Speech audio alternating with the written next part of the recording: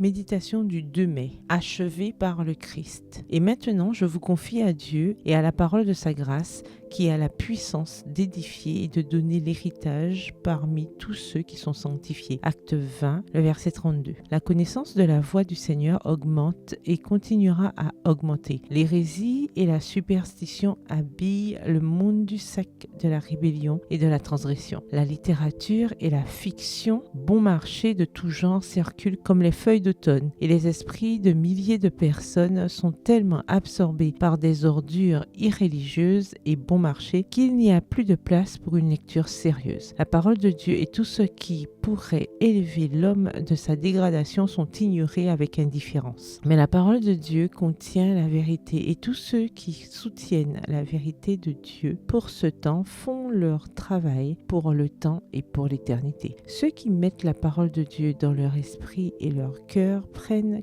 clairement position pour Dieu et pour l'univers du ciel. Ils se tiendront cœur à cœur et main dans la main pour défendre le saint et le pur, ce qui résistera à l'épreuve des siècles. Ceux qui soutiennent l'erreur par leurs paroles, leurs écrits et leurs voix et par l'oppression de ceux qui sont liés à la vérité sont rangés de l'autre côté avec le premier grand apostat et les hommes mauvais qui sont ses agents. La parole déclare à leur sujet qu'ils avanceront toujours plus dans le mal, égarant les autres et égarés eux-mêmes. De Timothée 3, le verset 13. Et dans l'un de ces deux côtés, les hommes travailleront jusqu'à la fin. Toutes nos forces appartiennent à Dieu. Elles lui appartiennent par création et par rédemption. Dieu a donné à chacun sa mesure de puissance et il s'attend à ce que chacun la mette en œuvre du côté de la vérité. C'est ainsi qu'elle doit briller. Le chrétien doit se tenir avec un intérêt sans partage du côté du Seigneur. Maintenant